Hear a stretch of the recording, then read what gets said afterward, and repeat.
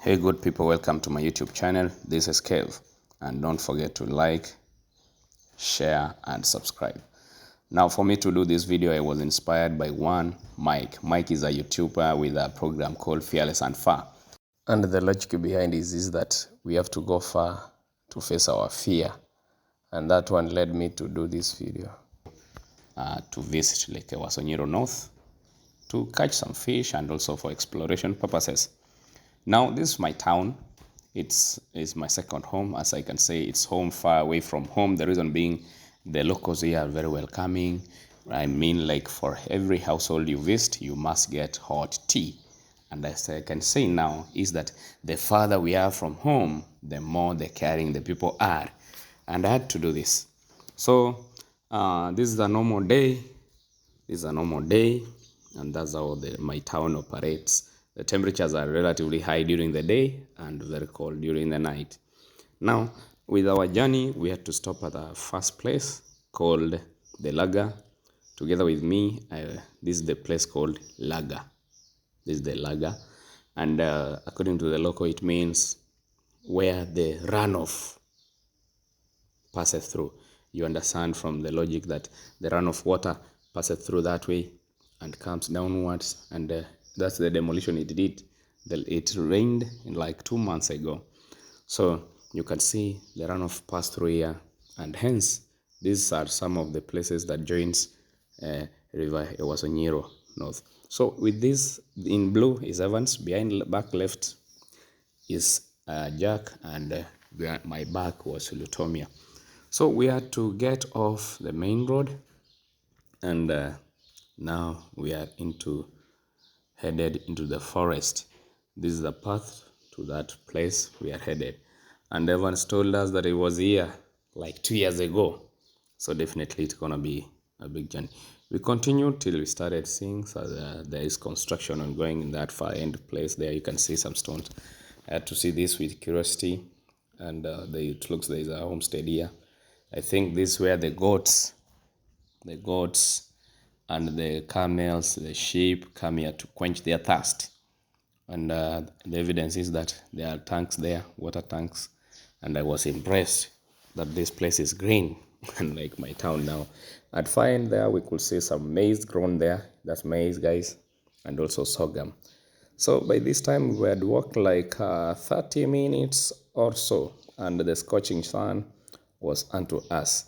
We went further to these deeper places, and we encountered this drying dam. I'm told that in the recent month, like last month, it was full. Now, due to the scorching sun, it's drying up slowly. So it was a nice experience to be here. We went further into deeper ends, and you can see these flowers. They were amazing. I couldn't have missed to record this scene. And for a moment we were like, are we in the same place? We're in the same region but different vegetation. Now, as you can see, we are getting deeper into deeper places, like into the thickets. Now this was the end of a clear pathway. And at this point, Evans is lost. You can see him there. He's lost. He doesn't know the way forward. And in front of us, there was a project, a land reclamation project that was ongoing. So most probably, when he left this place 2 years ago, there was no this kind of project. It's an NGO project there. And now all we could see was green, green, green. We went deeper in search for that clear pathway, but no, that wasn't anyway. At this point, we wanted to go past that place, no again, because at the other side of this lager, there was let me say agricultural practices going on, like they had planted maize. We had to seek for an alternative route and get deeper into the forest. So we had to seek an alternative route.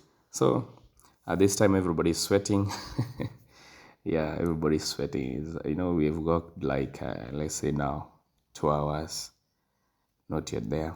And at this point, we found that some skull and more skull and bones We believe that they died during the most recent drought that happened here in 2019, 2018, if I'm not wrong. And now, at some point, we could see we had to go around the dam that you saw earlier. So the dam is to our right. And at this moment, we could see life. We saw a human form in front of us digging. So we were very happy. Headed by our own tour guide this time was Evans. So we are very happy to join this guy. And we had to show some progress. Some of us had to show our progress that they can dig. Evans was also there as number one.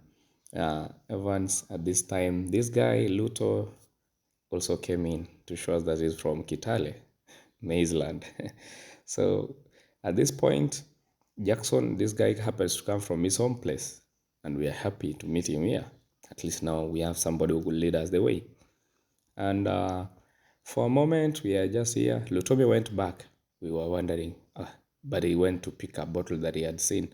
So he came back. And we had some observation that the pests had attacked the crops here. You can see it's maize, and they are barely grown, and the pests are there. But we advised him accordingly. So we had to go ahead to his homestead, where we believed is where he could spend the day when it's very hot. And this is a tank. Once he's swinging through, and I saw that structure over there. With curiosity, I had to check in. So I popped in very fast, do a quick checkup. I met a mattress, a bag, some shoes there, and we believe this way he spent his day. Outside, he was cooking something. Wow. I had curiosity, I had to open. It was the Githeri guys. So probably by the time he'll be back, our stomach will be sorted. We headed further ahead. He told us where we'll get cool water. This is a neem tree. Neem tree, they seem to adapt to this climate. So we had to quench our thirst, and also it was a cooling point. After that, we had to proceed. Now there was a smile on my face, as you can see, because we are going further and further. And now we have our new tour guide. He's showing us and he's giving us hope that the place is not far away. So he went and continued. There we had fun a little bit. Yeah, joking here and there. Hopeful to see this Ewaso Nyiro. So, and the more we are going, the further we are getting to the bush and the forest, if I may say. The further we are going, the further we are approaching the forest. This is the point he told us that we are close, that we could pass through there, but there were thorns and all thickets. So we saw, at first we could see water. So we were like, yeah, wow, we are close. But we could not pass through there. He's explaining us that there is an alternative route that we could use rather than this one, because this one seems to be impassable. Therefore, what next? At this point, he's telling us that we use an alternative route that can help us to get to our actual position. And therefore, we had to go back, seek an alternative route. There we go, guys. It's now pure forest. And he told us that the place now we are going, he pointed that direction. It was bushy, and we were like, what, for a moment? But what will have we done? We had to face this reality. There we go. Now we are into the forest. Guys, in the forest. It was approximately 20 to 30 minutes passing through here. In here, we took around 20 to 30 minutes. You are not seeing to the right, you are not seeing to the left. It's just that pathway that we are maneuvering through. We are still in that order. That's me. Evans behind me. Jack. Then far end there was Lutomia.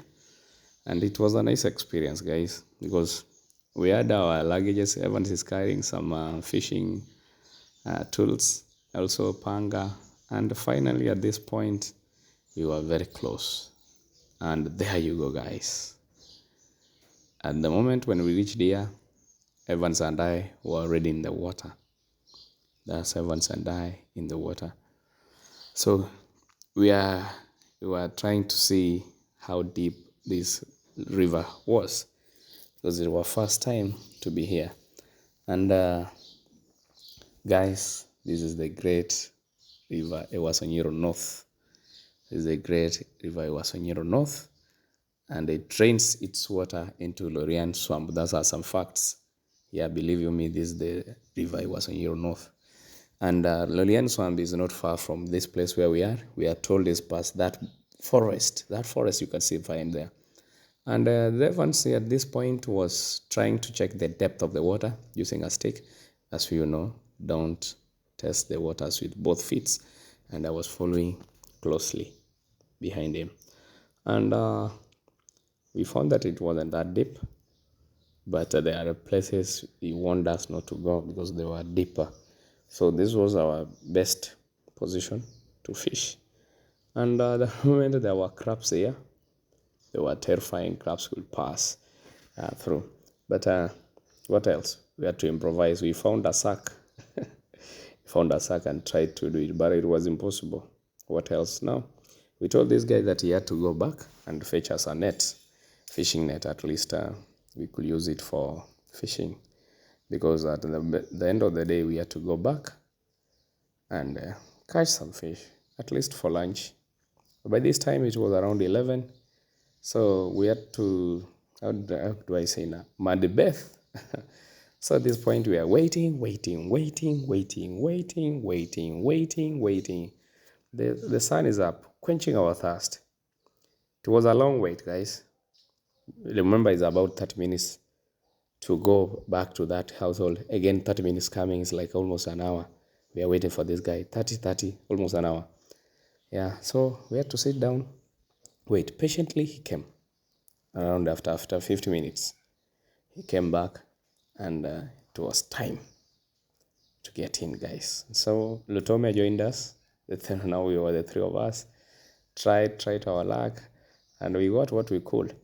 And after getting what we could, what else? Some nostalgia mode here. Yeah, we used to swim back in the village. So we had to swim a little bit, even though the water was dirty. Who cares?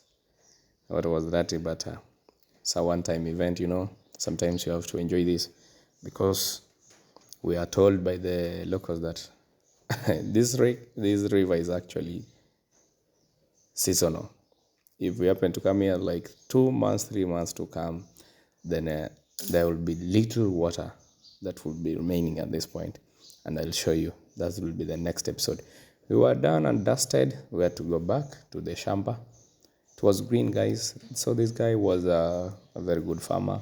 Here it was maize planted and some green grams.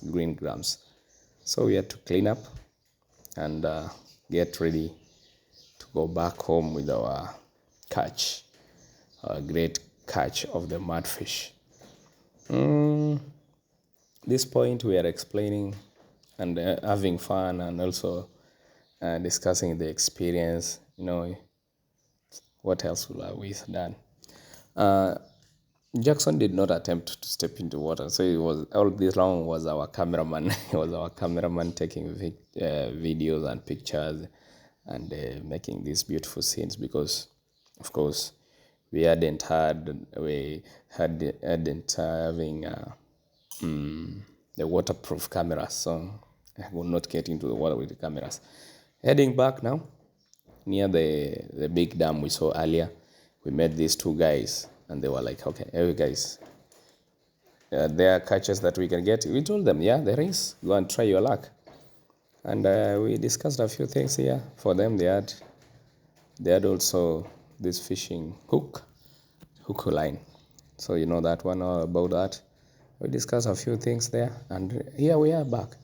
And coming back, I had to record this beautiful scenery. Who could have afforded to miss this? It was large. After that, we are now in town. We had to go to Mudhoni's place, at least to do justice to our stomach. This was goat meat. That's the heart and the tongue of a goat with some kachumbari, guys. And yummy and satisfactory. So after this, head back home. We had separated now. We are here. We got home. We had to light fire. I was doing that. Our Jiko firewood is available. And the good thing here, you set your fire, light the matchstick. The rest, nature will do it. It was 1, 2, 3. There is some more strong winds here. You see, that's our fish. Sold them, done. Place them there, done. Sold them again, done. Place them there, done. You see, guys, now I learned this back in the village, that the best way to eat these mudfish is not to deep fry them. No, just roast them. They are sweet, I promise you. All this long, my friend was cooking ugali as I was preparing this fish. As I was roasting them, he was cooking ugali. And of course, we picked some renda. There they are. And we got some cold water from the fridge. Therefore, it was a balanced diet. There we are, taking the meat. And of course, the experience was nice. With our roast fish, that combo, fish, mrenda, and the ugali. What else would we ask for? It was a nice day, guys. And we enjoyed for that day. And thanks for watching, guys. Never forget to subscribe, like, and share. Part B will come when we'll go that place again to visit and see how far are there thickets, are there forests, or they could have dried up. All that will come in the next episode.